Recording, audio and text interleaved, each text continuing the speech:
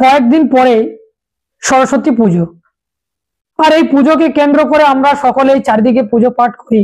কিন্তু যাকে আমরা বিদ্যার দেবী রূপে পুজো করি, সত্যি কি তিনি বিদ্যার দেবী? এই প্রশ্নটা কি আপনাদের মনে কখনো জেগেছে? এই কথা বলতে আপনাদের মনে আরেকটা প্রশ্ন উঠবে যে এর মতো মূর্খ ছেলে আর একটা হয় না, এর মতো বেয়াদব আর একটা হয় না, এরাই হচ্ছে সমাজে বিধর্মী, আপনাদের মনে হতে পারে। কিন্তু যারা এই ধরনের কথা কিছুক্ষণের জন্য ভেবেও নেবেন বা মনেও করবেন, তাদের কাছে আমার বিশেষ করে অনুরোধ যে আপনারা সম্পূর্ণ এই ভিডিওটি দেখবেন, তারপরে আপনারা মন্তব্য করবেন। আমি নয়ন, আপনারা দেখছেন দ্য লং প্রসেস।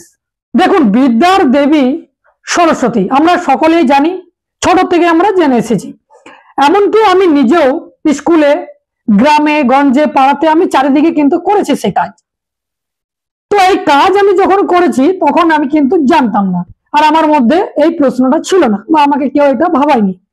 পরবর্তীকালে কিন্তু আমি এগুলোকে জানার চেষ্টা করলাম, বোঝার চেষ্টা করলাম, তারপরে আমার মনে যে প্রশ্নগুলো জেগেছে সেগুলো এক এক করে আমি আপনাদের সামনে তুলে ধরতে চাই, এবং আপনারা বিচার করবেন যে আমার কথাগুলো আসলে ঠিক নাকি ভুল।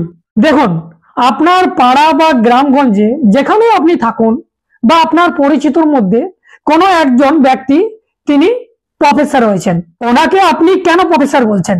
কারণ সে স্কুল, কলেজ, বিশ্ববিদ্যালয়ে পড়েছে, ডিগ্রি অর্জন করেছে, তার শিক্ষাগত যোগ্যতা আছে, তিনি পাস আউট করেছেন, তারপরে গিয়ে তিনি প্রফেসর হয়েছেন। তারপরে আমরা সকলে কিন্তু তাকে প্রফেসর বলে আমরা জানি, বা তার একটা মান্যতা রয়েছে। ঠিক সেই রকম কোনো ব্যক্তি যদি অ্যাডভোকেট হয়, উকিল হয়, জজ হয়, বা ইঞ্জিনিয়ার হয়, আইএস, আইপিএস যদি হয়, তো তাদেরকে আমরা কেন বলি?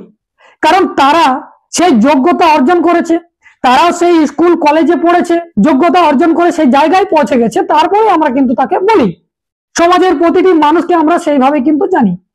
আজকে যেমন আমি এই যে ইউটিউবের মারফতে আপনাদেরকে বোঝাচ্ছি, তো অনেকেই আপনারা বলবেন যে আমি কন্টেন্ট ক্রিয়েটর, আমি একজন ইউটিউবার, মানে আমার একটা নাম আছে যে আমি ইউটিউবার। তাহলে এই যে ইউটিউবে কাজ করছে বলে আমার আপনারা ইউটিউবার বলছেন। কিন্তু আমি যদি শুধু ইউটিউবটা ঘাঁটি, শুধু ইউটিউবকে স্ক্রল করে দেখতে যাই, তাহলে আপনারা ইউটিউবার বলবেন? নিশ্চয়ই না। তার মানে আমারও একটা কোথাও না কোথাও জায়গা রয়েছে, সেটার মারফতে আপনারা আমাকে চিহ্নিতকরণ করছেন। তাহলে যাকে আজকে শিক্ষার দেবী বলা হচ্ছে, তাহলে সেই শিক্ষার দেবীর ডিগ্রি কতখানি, কোন স্কুলে পড়েছে, কোন কলেজে পড়েছে, তিনি কোন বিশ্ববিদ্যালয় থেকে পাস আউট করেছেন যে তাকে বিদ্যার দেবী বলা হচ্ছে? এখানে অনেকেই প্রশ্ন করতে পারে যে বিদ্যার দেবী ওইভাবে হয় না। বিদ্যার দেবী এইভাবে হওয়া যায় যে সমাজকে আলোকিত করে, প্রথম আলোকিত করে, তাকে বিদ্যার দেবী বলা হয়। তাহলে সেই অর্থ যদি আমরা যাই, তাহলে দেখা যাবে যে ভারতবর্ষের বুকে একটা বহু সংখ্যক মানুষের শিক্ষা কিন্তু অধিকার ছিল না, আর বিশেষ করে মহিলাদের ছিল না। তো সেই সময়ে যদি আমরা এই দেবী সরস্বতীকে দেখি, তাহলে তিনি সেখানে কাউকে কিন্তু কোনো স্কুল কলেজে বা কাউকে পড়াতে আমরা দেখিনি, তার ইতিহাস আমরা পাইনি। কিন্তু তার উল্টো দিকে মহারাষ্ট্রের পুনে জেলায় মাতা সাবিত্রীবাই ফুলের কথা আমরা শুনেছি। যে সমাজে পড়ার অধিকার ছিল না, বিশেষ করে মহিলাদের তো একদমই ছিল না, সেই মহিলাদেরকে তিনি শিক্ষার আলোয় আলোকিত করেছিলেন প্রথম, যার জন্য তিনি এশিয়া তথা ভারতের প্রথম শিক্ষিকা রূপে আমরা জানি। তাকে এখন বহু মানুষ বিদ্যার দেবীও বলেন। তাহলে আমরা এখান থেকে কি জানতে পারলাম?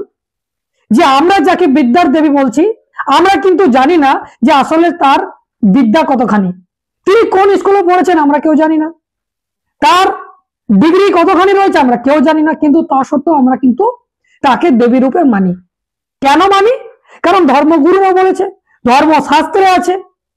দিনের পর দিন একটা সমাজকে অজ্ঞ করে রাখা হয়েছিল, তাদেরকে যা শেখানো হয়েছে সেটাই আজও খাচ্ছে, সেটাই শিখে, সেটাই বলছে। তো এই সমস্ত বিষয়গুলো থেকে আমাদেরকে বুঝে নিতে হবে যে এই দেবী দেবতাদেরকে যারা নির্মাণ করেছে, যারা নির্মাণকারী, যাদের সাথে ওঠা বসা, খাওয়া দাওয়া কানেকশন থাকে, সেই হিন্দু সমাজের মাতা অর্থাৎ ব্রাহ্মণ, তারা যা শাস্ত্রে লিখেছে আমরা সেটাকে সঠিক মনে করেছি। আমরা কখনো প্রশ্ন করি না, কারণ প্রশ্ন করলে ভগবানের ওপর প্রশ্ন খাড়া করছেন, তাহলে তো তুমি নরকে যাবে, তোমার সর্বনাশ হবে। তো যারা এই সমস্ত দাঁত কথা গল্প কাহিনীতে ভয় করে তারা এই সকল প্রশ্ন করবে না। কিন্তু যারা ভয় করে না, যারা সঠিক আলোয় আলোকিত হয়েছে, তারা কোনোদিন ভয় করবে না, তারা কথা বলবে। যার জন্য বারবার এই প্রশ্ন উঠেছে, যাকে আমরা বিদ্যার দেবী রূপে পুজো করছি তার বিদ্যা কতখানি, সে কোন স্কুল কলেজ বিশ্ববিদ্যালয়ে পড়েছে, তার ডিগ্রি আজকে নিয়ে আসুক, আমাদেরকে দেখাক, আমরা দেখতে চাই। তারপরে না আমরা মানবো যে তিনি বিদ্যার দেবী। যেমন একজন প্রফেসরকে আমরা জানি যে তিনি স্কুল কলেজ বিশ্ববিদ্যালয়ে পাস আউট করার পরে পিএইচডি করার পরে তিনি প্রফেসর হয়, তারপরে আমরা তাকে প্রফেসর বলি। তো ঠিক সেই রকম সরস্বতীর আমরা ডিগ্রি চাই, তারপরে না আমরা তাকে মানবো। উদম কেউ বলে দিল সেটা তো মানা যাবে না। আপনাদের কি মনে হয় এই বিষয়বস্তু নিয়ে? অবশ্যই আপনারা কমেন্ট করে জানাবেন। যদি প্রথমবার আপনারা ফেসবুকে দেখছেন, ফলো করে নেবেন। ইউটিউবে গিয়ে সার্চ করুন দ্য লং প্রসেস, সেখানে সাবস্ক্রাইব করে রাখুন, কারণ আমি ধরনের কন্টেন্ট নিয়ে আসি। এখন এই পর্যন্তই, ধন্যবাদ।